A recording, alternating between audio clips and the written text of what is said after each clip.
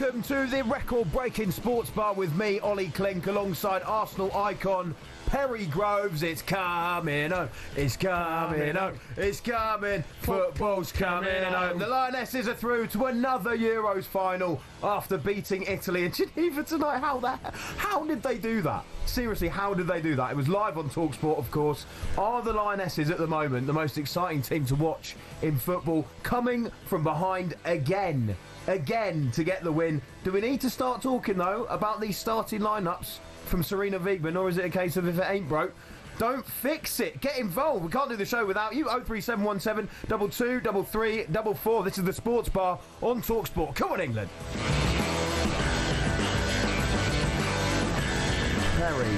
Perry.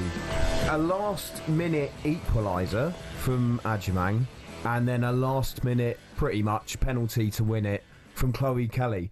This side are ridiculous. They do not know when they are beaten. It's amazing, isn't it? Genuinely amazing. Belief. We're watching it in the green room.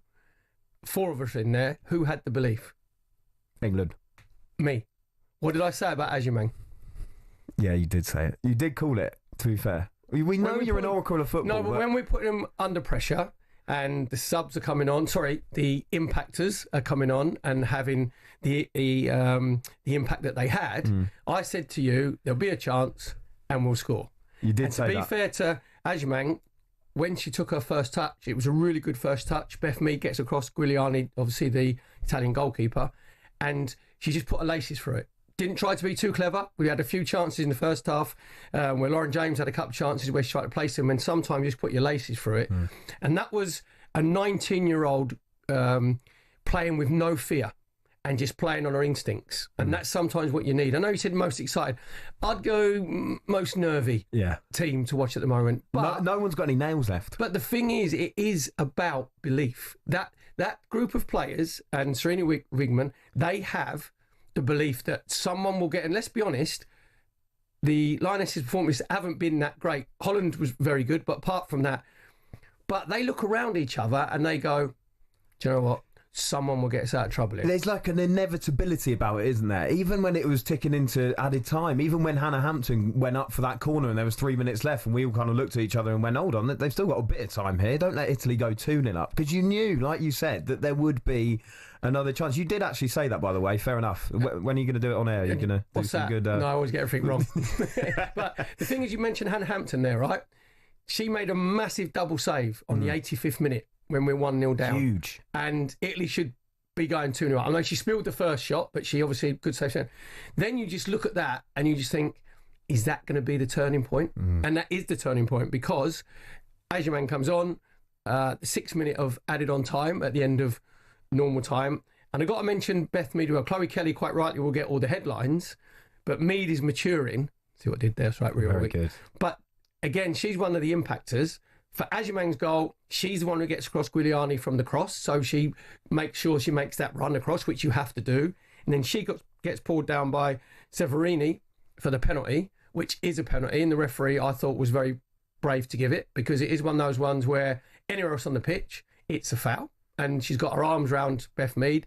Beth Mead, very clever, because she knows that she's panicking and she goes down. Italy weren't happy, were they? Yeah, but the thing is, they'd have done the same thing. Now, this, what you call it, skullduggery, housery, whatever, they'd have done the same thing the other end.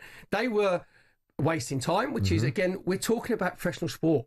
You're allowed to push the boundaries as far as you possibly can. But in the end, because they did that, there was 7 minutes of added on time of normal time, and Agyemang scores, and then in the 119th minute, Chloe Kelly literally steps up. She does that hop, skip and jump, doesn't she?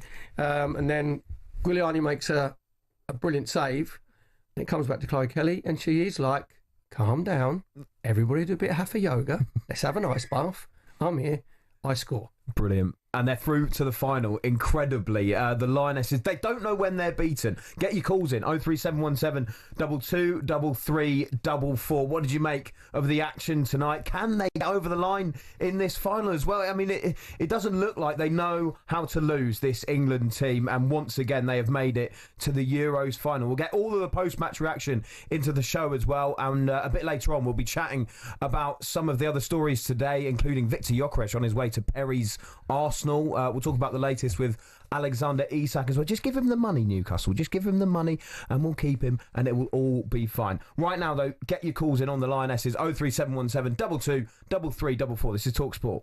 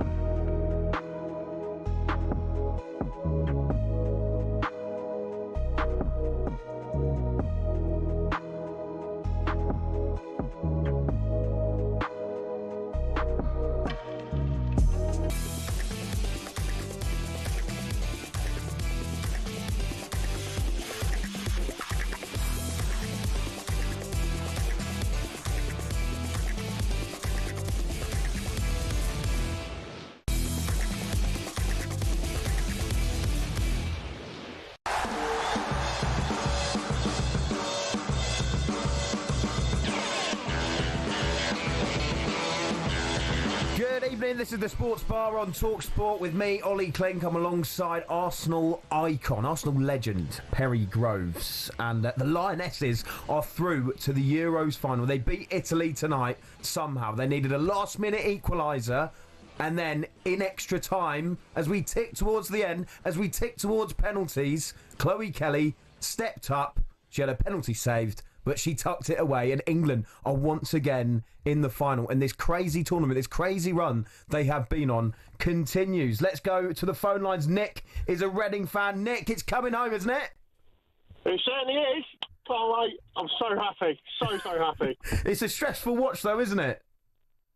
Yeah, I was so nervous towards the end, but as my other half quite rightly said, that she thought Ajimang would come on and do the business, and that she did. Nick, be honest, was you critical of Wiegman for not bringing on the impactors? Obviously, Chloe Kelly only come in the 70th. Perry, just going to stop you there. We'll come back to you in a moment, Nick. But Courtney Sweetman-Kirk is alongside the England manager, Serena Wiegman. Yeah, she's just having a conversation with one of the Italy players next to me, consoling her. So Serena will be with me shortly, but that just shows what the type of person, the type of manager that she is. A brilliant competitor, sports person, and she is joining me as we speak. Serena, I don't know where to start. I'm overwhelmed, I am excited, I'm drained, and that's only me. So how do you feel?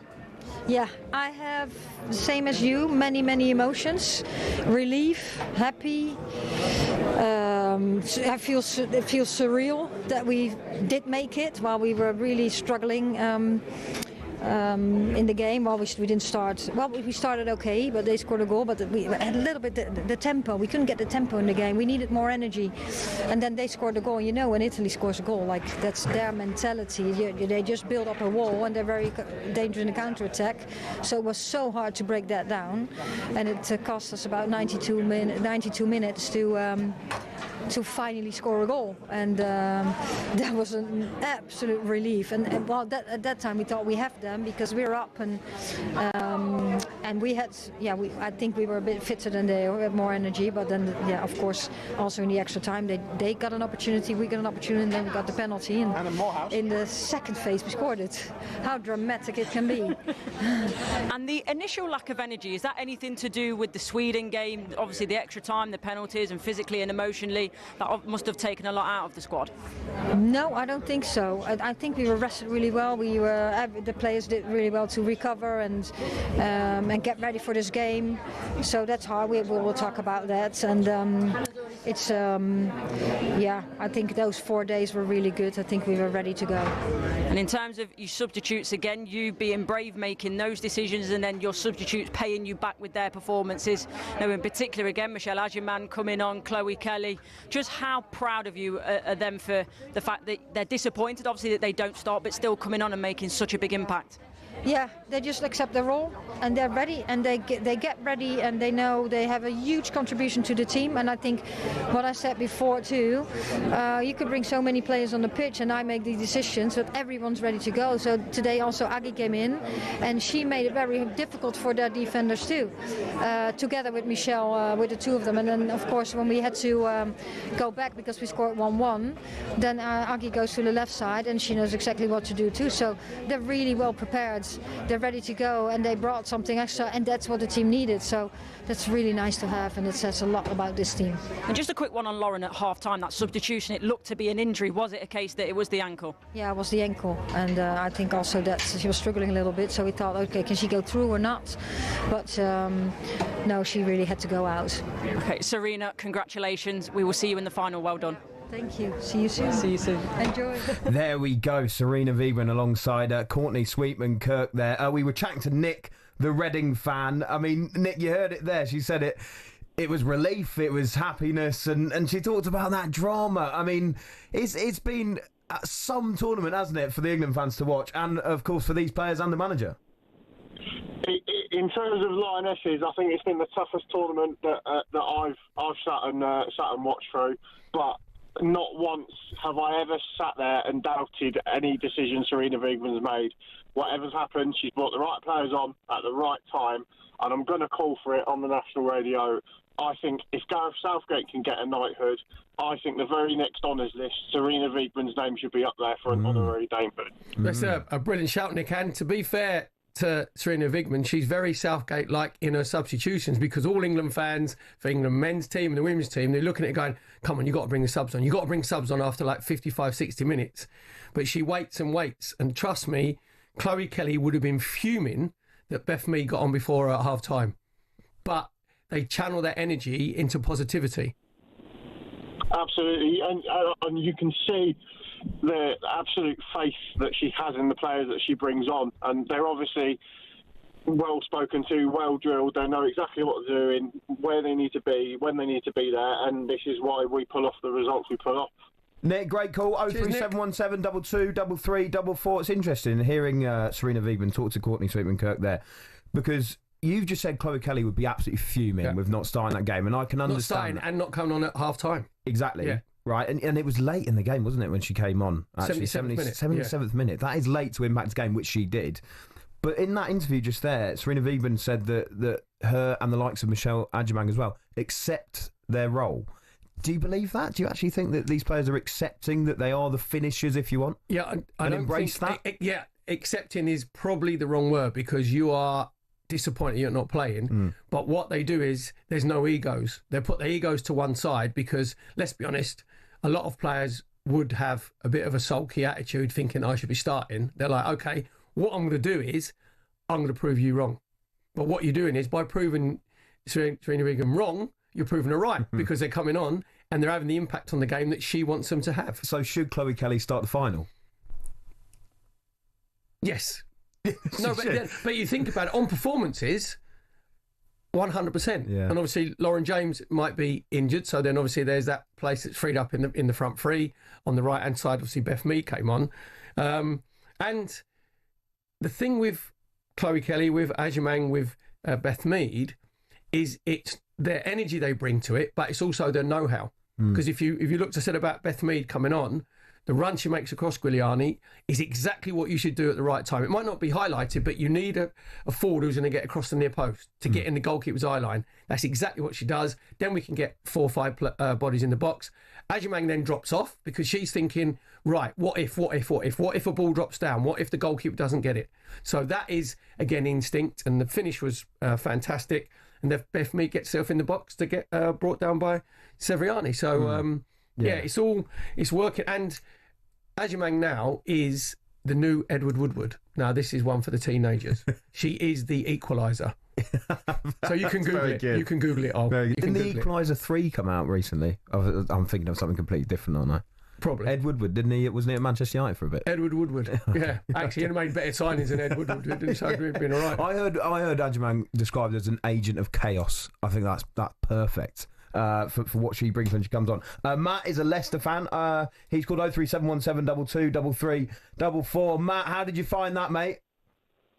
Well, look, first of all, I'm just chuffed that we've got through. Like, 100%. Like, love the women's game, and I follow it, but good grief, we do get away from we got away with one there. Like, golden girl Chloe Kelly comes off the bench and bails us out again. And just looking at this, like, I'm belting, guys. This is gonna take a minute. But like, when you like the tactics, you're against the back 5, and we're playing with the traditional 9 and 10 in like Russo and two of the best players in the Women's Super League last year, 2 of the best players in Europe, completely swamped. We played with 2 wide wingers, whereby we've still got effectively 5 narrow players.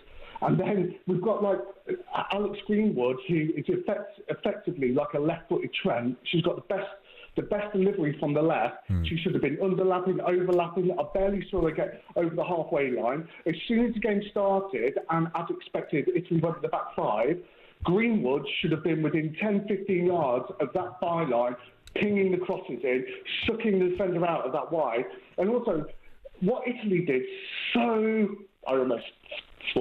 I didn't so perfectly well, is that they realised that Stanley and Walsh are a powerhouse in midfield, former Barcelona, current Bayern Munich, two of the best holding midfielders. They were bypassing them. They were getting the ball, pinging them out wide and bypassing it. Gracie Clinton should have been on that pitch before anyone.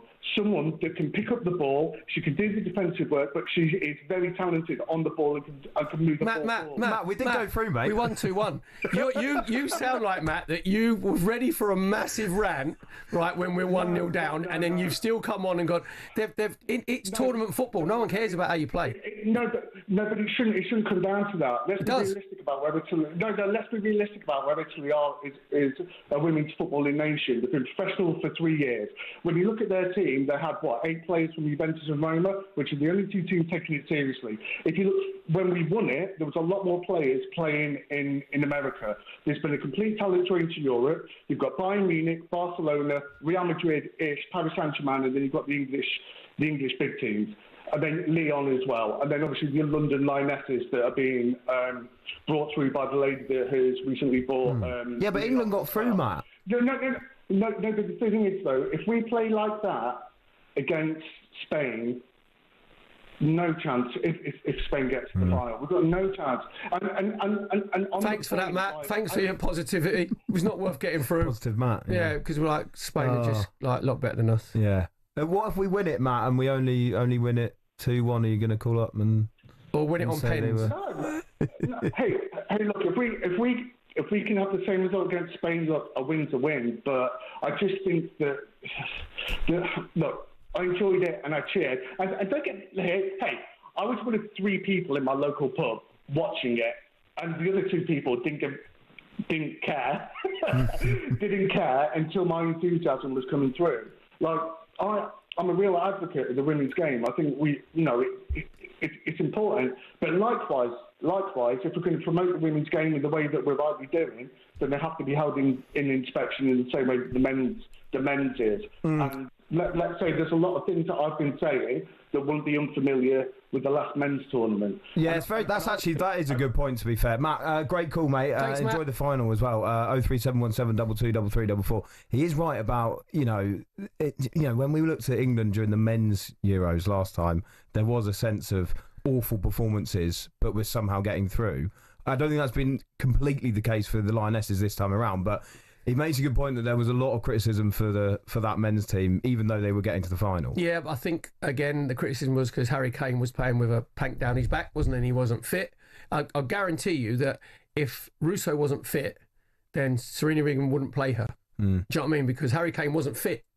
Right, and that's why the players were getting the ump, because there was no one getting behind, and Jude Bellingham was getting the ump, and we couldn't get anybody in 10. But on this side, there is an innate belief in each other and in the manager. Yeah. Because we were saying when we were watching it, when you're a manager, there's a very, very thin line between being a genius or being a fool. And at the moment, Serena Wiegman is coming down every single time on being a genius. Yeah. Every single time. And what happens is results, they can, mask, average performances. I didn't think England were average today. I thought they were probably like a 7 out of 10, because if you look at all the stats, 58% possession, 24 shots to Italy's 11, because Italy started dropping a little bit deeper and they did defend really well. XG 2.92, Italy's 1.1. So through all the stats, that leads to that a team, but we know lies, damn lies, and statistics. So, but on the belief side of it and the momentum and what happens is that then goes through to your opposition, because in the back of their minds, they've seen us do it against Sweden, where we're awful until the last 10 minutes of real time. Should have gone out 3 times on penalties and scraping through. Getting the equaliser in the 6th minute of added time, of normal time. Getting the winner in the 119th minute. All of a sudden, other team, it'll be Germany or Spain, other teams look at that, and in the game, you start thinking, this team have got it in them. This team, don't give up. Someone's going to find something. And they've been delivering every single time. So I understand Matt's technical side and what he's looking at, but cup football, nobody cares. Yeah. You It's tournament football, Perry. It is tournament football. And up next, we're going to be joined by Lioness Jordan Nobbs after that massive win for the Lionesses tonight. Keep the calls coming in. 03717 223344. This is the Sports Bar on talkSPORT with talkSPORT Bet. Download the new talkSPORT Bet app today. 18 plus. Gambleaware.org.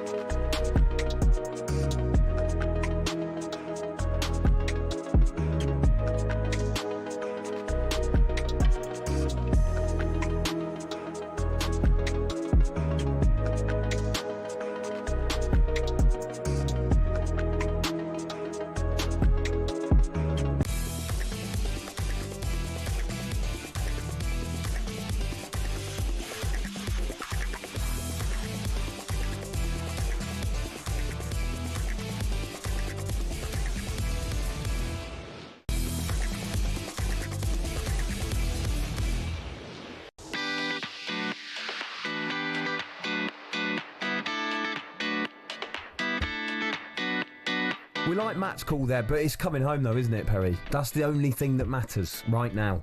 It's coming home. It's got a feel. It's got that feel of inevitability where you look at it and you just go, even with England fans watching it, going, we'll be right. We're 1-0 down, 10 minutes to go. Yeah, be fine. We'll equalise. Here come the impactors. I was going to say, I can't call them subs anymore. No, because they're not. And by the way, if FIFA have their way, Chloe Kelly's goal doesn't count. Oh, yeah, because of the rebound. In the rebound rule, where they're trying to bring, which is absolutely ridiculous, taking more jeopardy out of the game, that if the goalkeeper saves it and it comes out, game's dead, and they get a goal kick. I absolutely hate that, not just because Chloe Kelly scored that penalty. This is the record-breaking Sports Bar on talkSPORT with me, Olly, Clink. I'm alongside Perry Groves. Still to come, we're going to get Perry's thoughts on Viktor Gyökeres potentially joining Arsenal. It's getting closer and closer. Are they title favourites? We're going to chat about that a bit later on. But first, the Lionesses, they've only gone and done it again, haven't they? They've beaten Italy 2-1 in the semi-finals of the Euros after extra time. It was live on talkSPORT. And joining us now is somebody with 71 England caps to her name. Jordan Nobbs, how are you doing? Yeah, I'm good, thank you. How are you? Hello, Jordan. I mean, do you have any fingernails left after that game? It was absolutely ridiculous. Again. God, they just keep us on the edge of our seats, don't they? I mean, obviously, knowing the Lionesses, you just have this feeling that they're always going to make a comeback. Obviously, we have super subs that come on and save the day, but yeah, they're leaving it last minute now, aren't they? So, Jordan, if you was Chloe Kelly and you see Beth Mead goes on before you, you'd be fuming, wouldn't you? I know them players, and I know that all of them will want to be on the pitch. They won't be. They'll be a team player, but naturally, you want that starting lineup shirt. So, yeah, it's a tough one because Serena knows her team. She's probably changed it more this tournament than what I've seen before. But they've kind of become the super subs, and there's always a flip of a coin between, I think, Beth and Chloe. She likes Chloe on the left, Beth on the right. So I think with it being Lauren James coming off with what looks like a foot, she's gone for Beth. If we kind of park the belief and the late win, etc., what did you actually make of the performance overall from England? Yeah, I mean, to be honest, I thought England would comfortably win, and that's no disrespect to Italy. I just think they'd done incredibly well to get that far, but I thought the quality of England would power over that. But I think Italy played really well. I think they played very structured, very organised. They played that long ball to try and capitalise on England. So yeah, I think we've seen better performances from England, but it's just about getting to that final. It's about the character of the England players that have that never give up attitude. And, if you make it sometimes scruffy or not the perfect situation, it's all that matters, really. I think what you said there, Jordan, is right about there's little bits of England's game that are a little bit loose and a little bit sloppy. When Italy went in front with Lionesses, that comes from a throw-in on the halfway line on our left-hand side, and it's just too easy for the players to get to the byline and get the crosses in. Yeah, it was obviously we've just allowed the girl to go down the line. Alex got a little bit too tight, got turned, and then it's a simple 1-2 and a cross in the box. So there's definitely things that the Lionesses, especially going into the final when you're playing a Spanish team or a German team who are very organised, very tidy on the ball. You can't always leave it last minute against them top teams, but I think the character that England are showing, they'll still analyse that and try and make that tidier. But right now, I guess the super subs are the ones that are making the difference. Yeah, and obviously one of those, Michelle Adjumang, has just been so important in terms of creating that chaos, etc. And I think Perry pointed it out a bit earlier. It's so important, I think, at these tournaments, Jordan, to have one of those players who is so young. They play with no fear at all. They come on and simply want to make an impact on the pitch.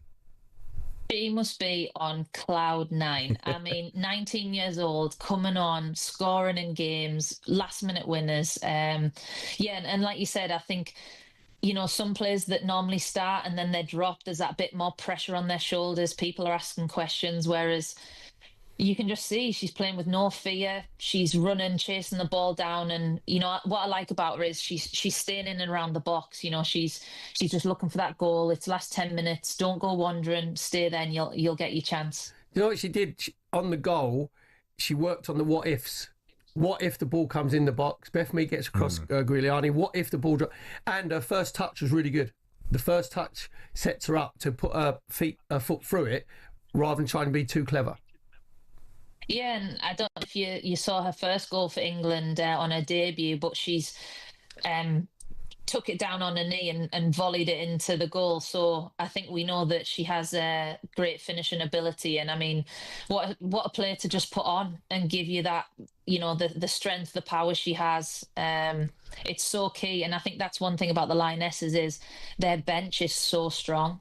You've seen other teams in the tournament, they've made subs and you think, the game's totally changed. And with the Lionesses, whenever they need that goal or that extra strength, they've got the ability to do it with their bench. And, it's a luxury that they have, I think, to put on multiple players and still really not change the dynamic of the team. Jordan, with the way this tournament has gone so far, I mean, even though the performances, as we've said, haven't quite been there, it'll be Spain or Germany in this final. Do you feel that England have enough to get this one over the line, especially if they do come up against Spain, who obviously have been the tournament favourites and are, such a brilliant nation, have shown that in this tournament? I mean, England have made it to 3 finals in the last tournament. I mean, that is incredible. It shows what type of a team they are, and I still think that that they've beaten Spain recently and also lost to them. Germany, they beat in the final in 2022. So, that's a one-off game. It's a one-off game where they know that they need to be at top level on the best ability possible to win it. So, yeah, of course, it's 90 minutes of football, maybe longer with England, but I truly believe that they still have the quality and strength and depth to go out there and win a game. And Jordan, just quickly, I'm a big Newcastle United fan. You've just signed for the club. What were your thoughts behind signing for the greatest club in the world? Yeah, I mean, obviously I'm from the northeast, and I heard Newcastle's ambitions, and I just thought it was the right time to go home and follow that dream as well, really. So yeah, I'm super excited, and the club have been amazing since I've got there, and yeah, hopefully we can get promoted. Yeah, hopefully. Good luck with it all, and hope you enjoy the final on Sunday.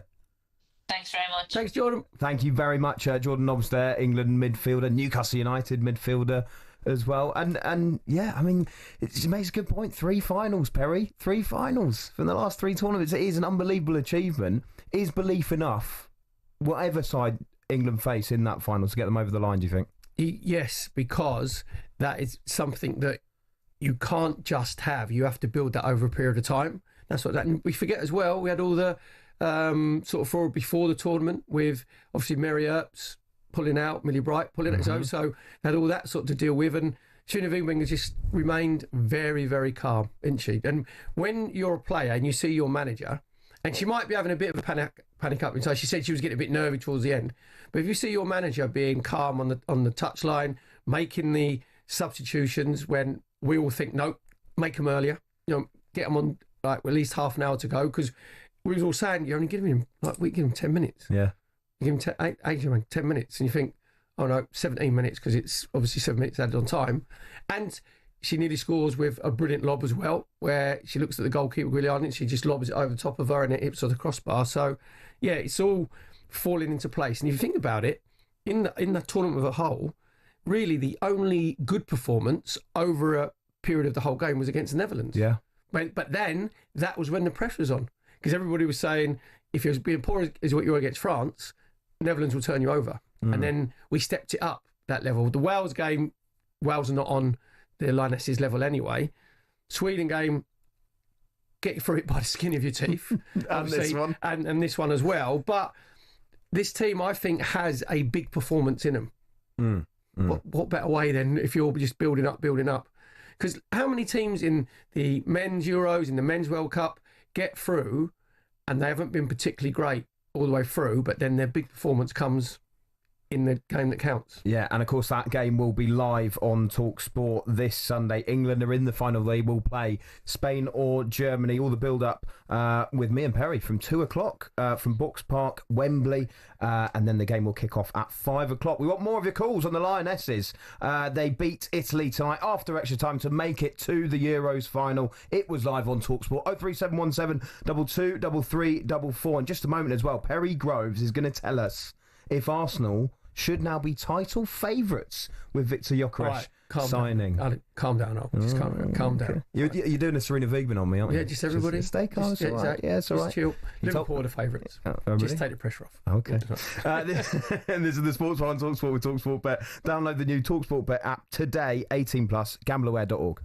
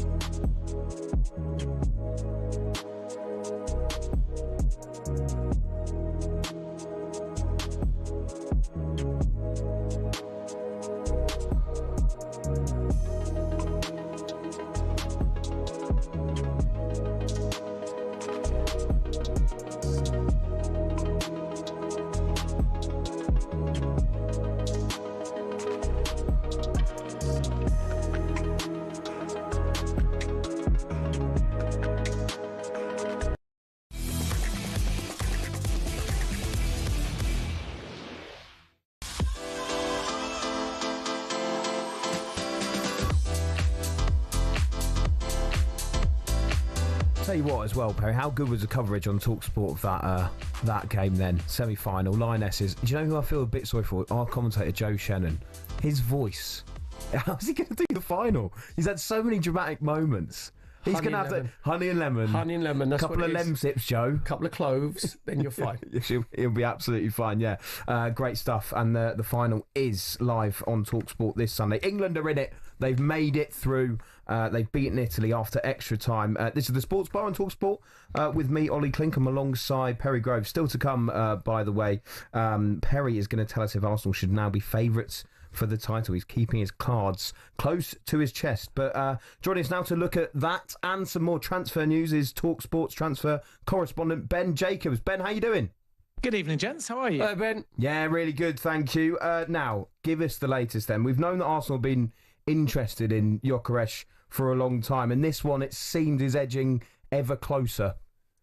Yeah, it's done in terms of the club-to-club agreement now. It's just a case of formalisation, 63.5 million euros plus 10 million in add-ons. They were quibbling over 2.5 million euros of those 10 million in bonuses, specifically how gettable they were, and a little bit of back and forth too over the payment terms, with Arsenal hoping to pay the fixed fee in 4 and Sporting for quite some time insisting on 2. They found a compromise, and now Haaaaas is just waiting for the final details, and then he'll be permission given to undergo his medical, which could come as early as tomorrow in terms of that position, which might mean we see formalisation before the week is out, or certainly by early next week, and Haaaaas will be the number 9 that Arsenal have been searching for quite some time. It dragged on a bit, but they've got it over the line, and for a fee that wasn't too far off the 70 million euros that Andrea Berta was always hoping for. And that's because there was originally 10 million in agent commissions that were payable by Sporting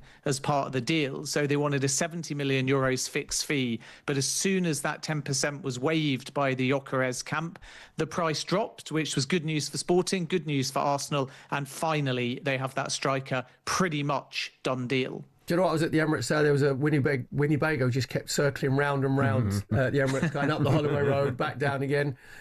So there's every chance. I think it will be announced probably tomorrow or Thursday.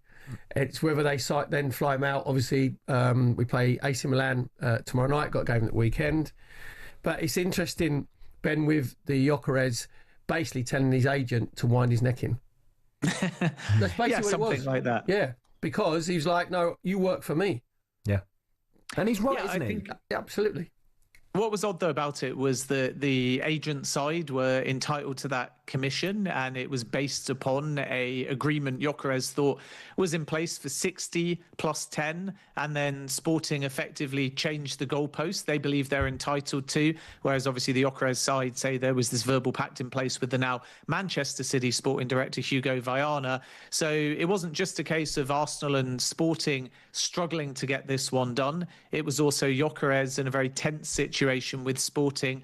And at the end of the day, they've argued and they've changed the goalposts, and there's been twists and turns, but 60 plus 10 was the pack, 63 plus 10 is the final deal, 70 plus 10 was the Sporting asking price, but with the agent commission, without it, it's all one and the same, really. So after all of this noise and smoke and mirrors and politics and alleged Man United hijack, which is denied by Manchester United, you're back to kind of the packed numbers of 60 odd plus 10.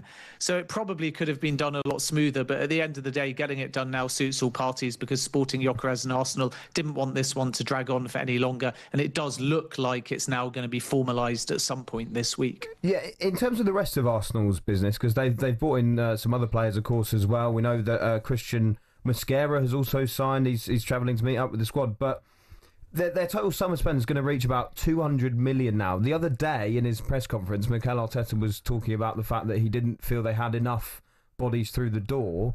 Was he talking about Haaaaas and Mosquera, or can you see them making even more signings than this?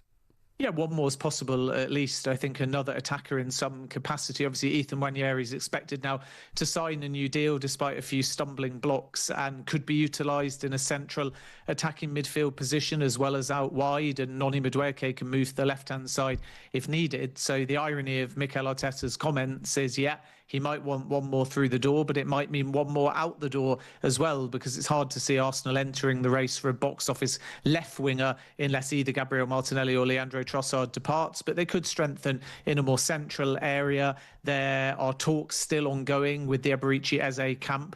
I don't get the impression yet that it's the right time in the window to make a formal bid to Crystal Palace, because it seems like their stance for now is release clause or nothing, and therefore Arsenal might wait. You've got Xavi Simons, who is on the Chelsea radar. Chelsea are the ones that are about to initiate club-to-club contact, so if Arsenal want to enter that race, they'll have to be quick.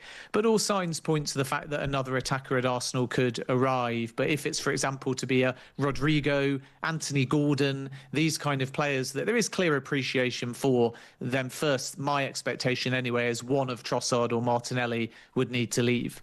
I think actually, Ben, I think there's going to be more players that need to leave, because the hierarchy was saying, right, we've got these players in.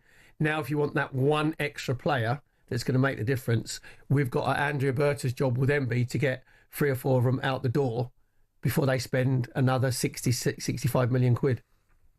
Possibly. I think Arsenal, though, feel quite strong as far as PSR is concerned, especially now we've entered into the next financial year. It's true that if they wanted to bring in a significant fee, they'd have the opportunity to do so for perhaps Martinelli, especially if he lent towards Saudi Arabia. Leandro Trossard is a slightly different story, but given the price they paid for Trossard, they'd still be able to make a book profit in likelihood. So I think both of those players are kind of extreme cases where there is maybe no middle ground, that they'll just stay and see out another season, which means that they'll either be asked to renew or alternatively they'll be put on the market. So we can't discount an exit. The contract extension talks with Trossard are ongoing and quite positive from what I hear. And with Martinelli, Arsenal don't consider him for sale. So maybe they do just shut up shop and say, we've got enough. But Mikel Arteta clearly indicating he might want 1 or 2 more. You're right to say that Mosquera and Gyökeres counters that, because Mikel Arteta doesn't really give anything away until the players are complete done deals. But 1 more might be possible.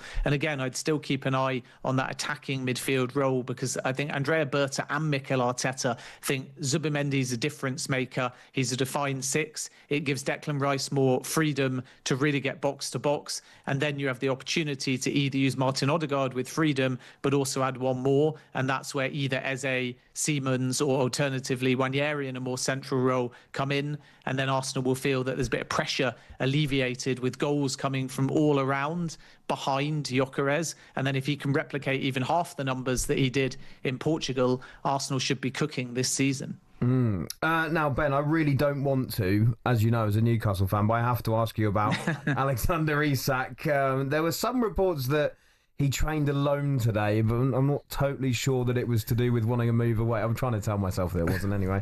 But there have His been... head hasn't been turned. He's looking straight ahead of him. He's not turned left, he ain't turned right. He's fine. He's got a neck collar on. He's all right, yeah, he's all good. There have been some suggestions, though, that he might want a new contract at Newcastle, quite a lucrative one as well.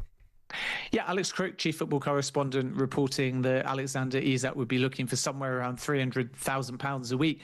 No way Newcastle can go to that with their current wage structure. I don't think they can match some of the big 6 teams in terms of that kind of wage, even to make an exception for 1 player. They don't want to set the precedent until maybe they have season on season on season of Champions League football. But Newcastle are prepared to reward Alexander Isak with a new deal, and it will certainly add to his already handsome compensation. If nothing happens, he's contracted until 2028. So Newcastle's position remains the same. Alexander Isak is not for sale, but that's now. I'm a Leicester supporter. I remember Brendan Rodgers saying repeatedly Wesley Fofana wasn't for sale, and 2 weeks later he went from Leicester to Chelsea. So you can never say never. Liverpool haven't given up, whether that's now, whether that's January, or whether that's next summer. And the Saudi interest is legit, which would make for an interesting negotiation, because it's PIF talking to PIF. Regarding the last 24 hours and alleged photos of Isak training alone, Newcastle sources say the following. The first, that several players did individual training, including Lewis Hall, for example. It's part of their phased integration into pre-season. There's also some suggestions from Newcastle that Isak had a slight thigh issue that required a scan, and then he was brought back with a lighter personalised training programme in order to make sure that he doesn't pick up anything. But at the end of the day, if you're a Liverpool fan, you think it's encouragement. If you're a Newcastle fan, you naturally trust and respect the club position. It's fine, Ben. Don't worry about it. I'm not worried about it. There's no way, right? You put your hands in your head in your hands, Ollie, right? Yeah. He is worth £250,000 a week. Yeah, because he is in the top 3 centre forwards in Europe. So then you could say arguably in the world. And so his people will be saying to Newcastle, you've got to get close to 200 grand a week. And I don't think Newcastle can get anywhere near that. Ben, before you can give me any more worrying news, I'm going to let you go. Thanks very much. Cheers, guys. Have a good evening. There we go, Ben Jacobs there. I tell you what, Perry, we're going to do the back pages in just a moment, and we're joined today by Jack Cunningham, who's a massive Newcastle fan. So we'll see if he's as worried maybe as... And we're joined by Steve Harmilton later, and he'll tell us how worried he is about potentially losing his... I'm not unbelievably worried at the moment. Yeah, but you're not 100% I hate this window and I want it to end. Yeah, but you are, like you said to me, Eddie Howe's press conference, you're like, well, you wasn't as probably stoic as I'd like you to be. Yeah, you're right. Anyway, up next, we'll be chatting to Jack Cunningham, who's here with the back pages. This is the Sports Bar on talkSPORT. Bring it on with talkSPORT Bet. Download the app or visit talksportbet.com to see all our latest sign-up offers. 18 plus, gambleaware.org.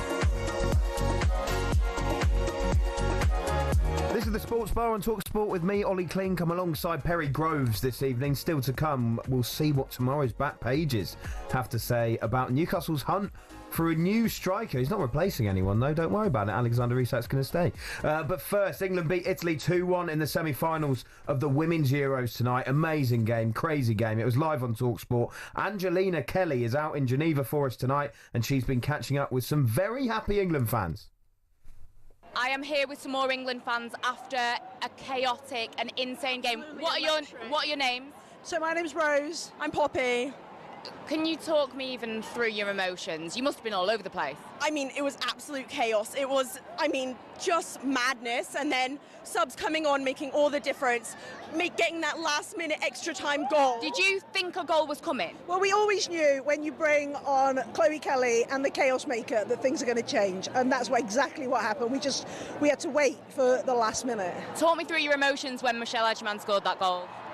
Wild. We were right there and we couldn't believe it. At first I thought it was going to get caught, something was going to go wrong, and then it didn't. It all came together and it was just unbelievable madness. And I guess it was just a sinusoidal curve the whole game from the whole time. We just could not believe it. Our emotions were in our hearts, in our heads, everywhere.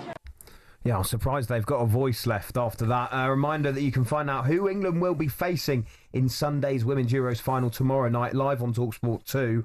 And, of course, we have live commentary of Sunday's final. Now it's time for the back pages.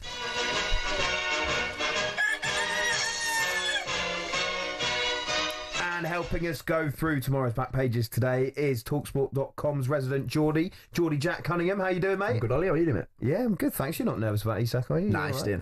Oh, okay. Yeah. What? Pretty definite from Jack there.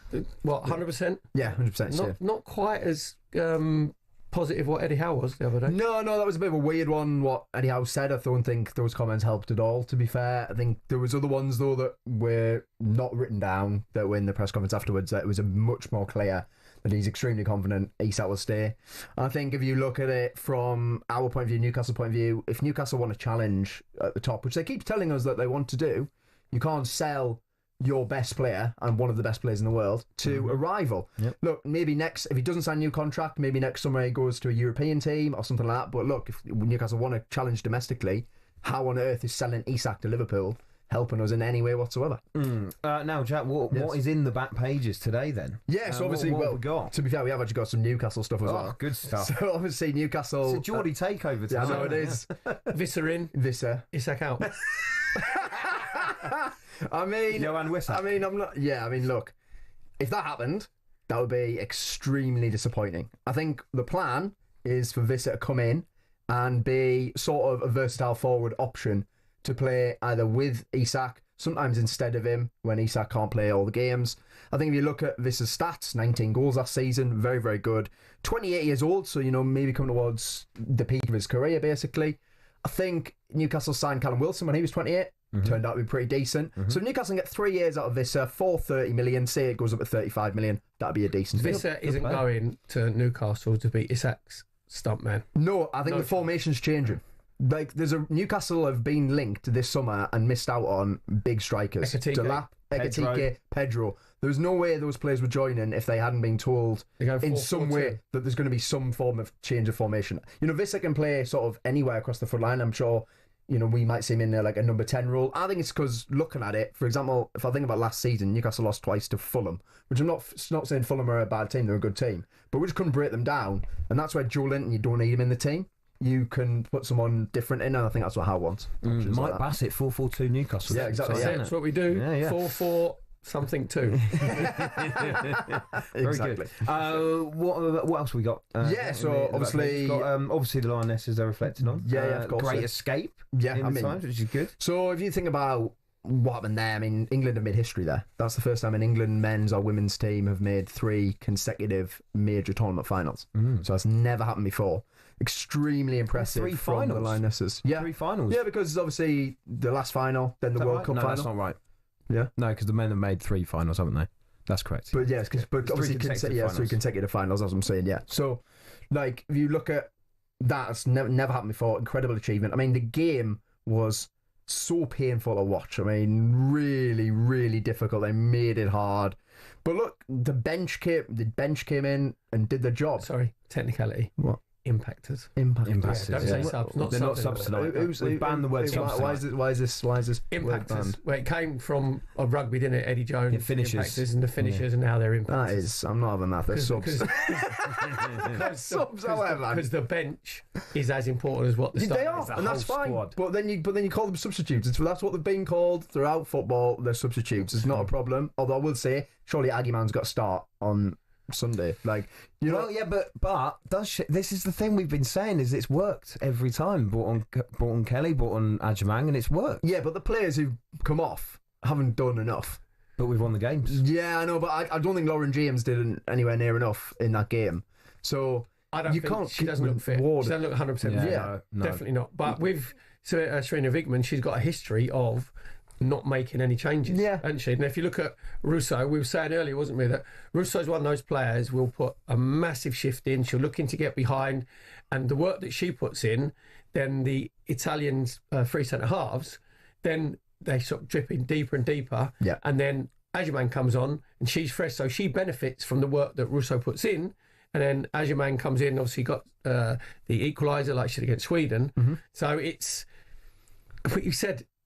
Managers, there's a fine line between, isn't there, being genius and being a fool. Yeah.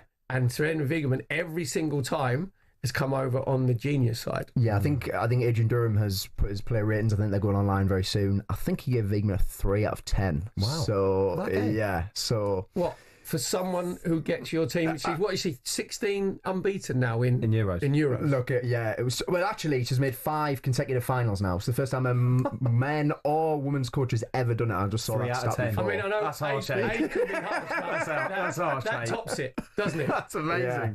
So Oh, wow. I think that's what you What give if we win it? Yeah, 4. Yeah. A 4. Amazing. Anything else from the website, Jack? Yeah, website. Yes, obviously we've got Marcus Rashford has been spotted in Barcelona now. It looks like that deal's basically done. I mean, he was seen getting the pictures presented and stuff. But however, I was mentioning it last night. At the moment, they're not even sure if they can register him, as always with Barcelona, because they have messed up financially again. So ultimately, it could be a bit like the Dani Olmo situation where they're waiting and they need to sell someone. That's why they missed out on Nico Williams, because essentially he wasn't sure he was going to be able to play for Barcelona.